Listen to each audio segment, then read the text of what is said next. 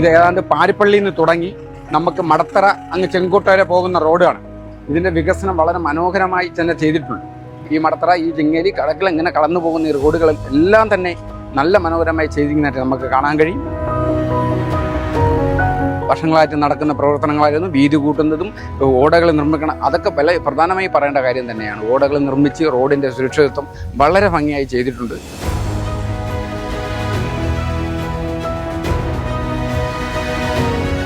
ചിങ്ങേലി ചടയമംഗലം റോഡിന്റെ ഒരു ഭാഗമാണ് ആൽത്തറമൂട്.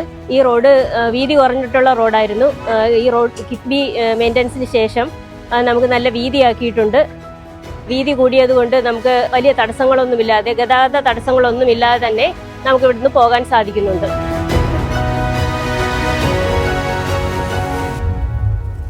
ഇപ്പം മെയിനായിട്ട് കടയ്ക്കൽ റൂട്ടിൽ കൂടുതൽ ബസ്സുകളും പിന്നെ വണ്ടി വാഹനങ്ങളും മോട്ടോർ സൈക്കിളും എല്ലാം ഇതിലെയാണ് ഇപ്പോൾ പോകുന്നത്. നിലമേ വഴി പോകാതെ ഒരു ബുദ്ധിമുട്ടില്ല. ഇപ്പം നിലമേ എപ്പോഴും വണ്ടിയും വാഹനങ്ങളും.